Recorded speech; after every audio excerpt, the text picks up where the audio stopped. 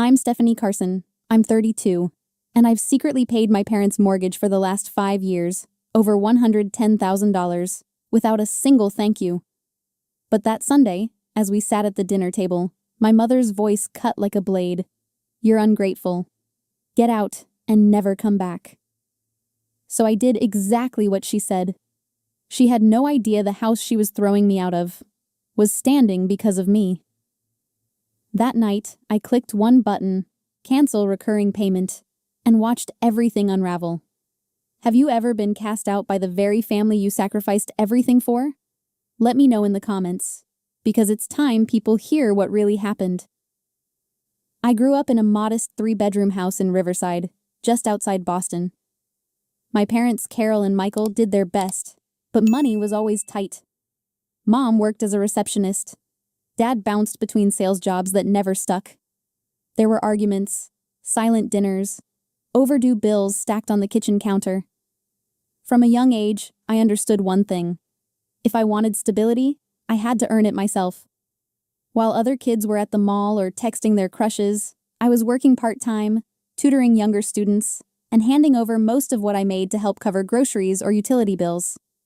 When I got a full scholarship to Boston University, I thought, finally, this is my way out. College was everything I'd dreamed.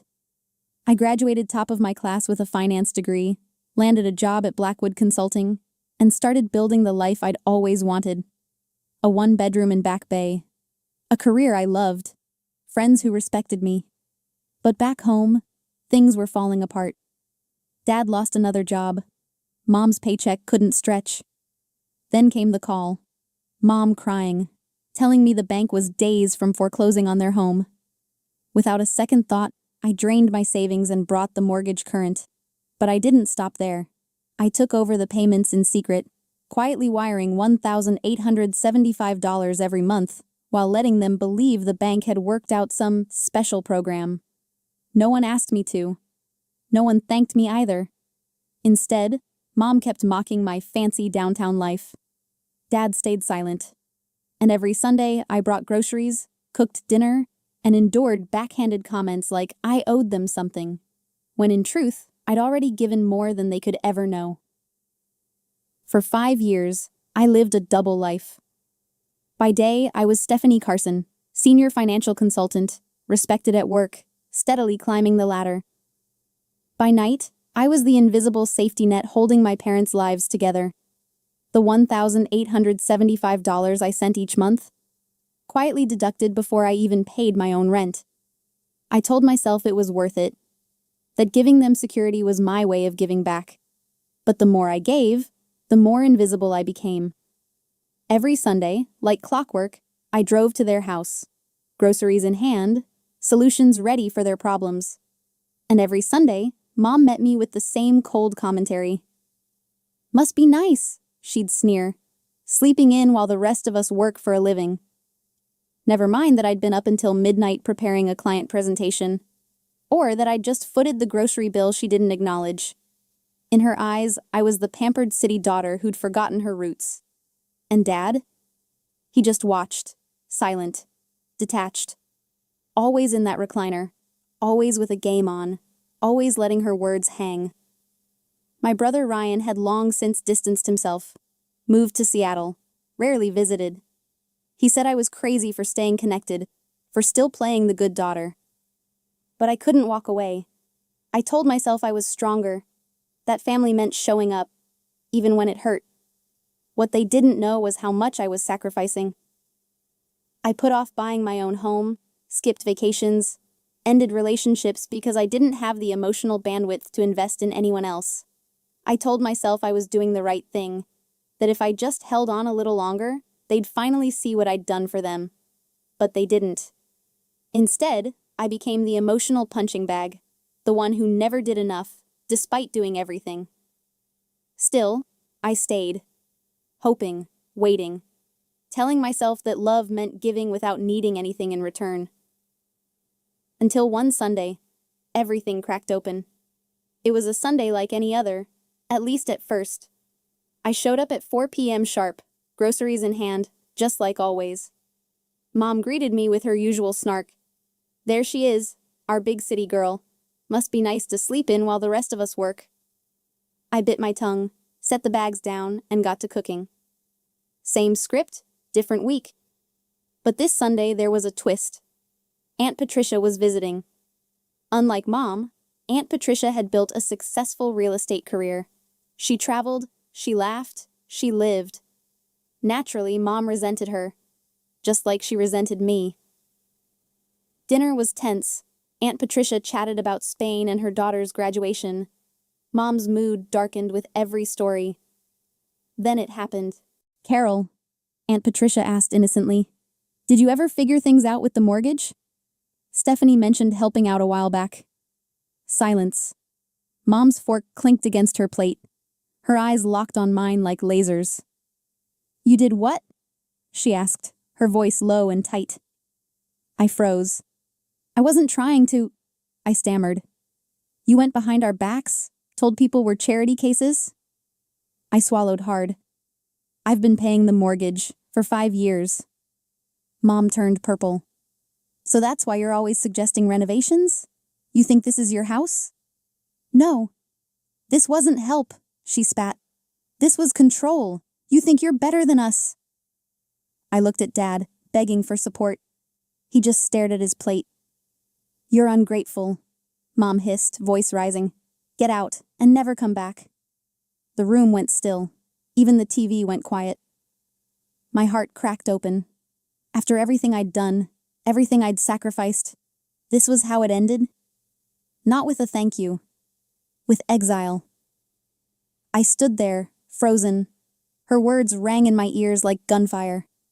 "Get out, and never come back." I waited for Dad to say something. Anything. But he just stared at his plate, like he wasn't watching his daughter be cast out of the house she paid for. Fine. I walked up the stairs to my childhood bedroom, hands shaking, vision blurry. Debate trophies, honor roll plaques, my framed degree on the wall. All useless now. I shoved what I needed into an overnight bag. Toothbrush, books, spare clothes. I paused just once, to look at the room where I used to dream of a better life for all of us. How naive. When I came back downstairs, the room fell quiet. Aunt Patricia looked heartbroken. Mom just folded her arms like she was waiting for a show to end. "If you walk out that door," she said coldly, "don't expect things to ever go back to normal." I looked at her. Really looked. For the first time, I saw her not as my mother, but as someone incapable of accepting help without turning it into a weapon. "You don't have to worry," I said. "I'm done trying." And I left. When I got home, I sat at my desk, opened my laptop, and found the automatic transfer I'd set up 5 years ago. $1,875 on the first of every month. My finger hovered over cancel. Was I really going to do it? Mom's voice echoed again. "You're ungrateful. Get out. Never come back." I clicked. Yes. Confirm. Just like that. It was over. $112,500. Gone. Years of sacrifice, severed with a click. That night, I unfriended both parents, left the family group chat, and turned off my phone. I didn't cry. I didn't rage. I just let go. And for the first time in my adult life, I wasn't carrying my parents anymore. In the weeks that followed, I expected regret, guilt, maybe even second-guessing. But what I felt was peace.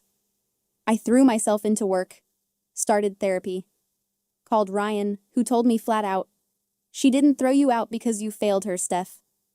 She threw you out because you stopped enabling her." And he was right. 25 days after that Sunday dinner, the text came from Dad. "Bank started foreclosure. We need to talk." I met him in my building's lobby. He looked smaller somehow. Older. Tired. "Why'd you stop?" he asked. I didn't yell. I didn't cry. I told him the truth. Because she told me to leave, and because not once did either of you say thank you. And then something I never expected. He apologized. Not half-hearted. Not performative. He admitted it all. The silence, the enabling, the years of passive complicity. It cracked something open. A week later, I went back, not to resume the payments, but to draw boundaries. Real ones. And shockingly, they listened. They sold the house, bought a condo they could afford. We started over, carefully. Now, Sunday dinners are once a month. Phone calls happen when I have the space. Our relationship isn't built on guilt or obligation anymore. It's built on respect. Cautious, but real. The most powerful thing I ever did wasn't giving them money. It was saying enough. If you're watching this wondering when it's your turn to stop carrying everyone else, this is your sign. Love without boundaries is self-destruction.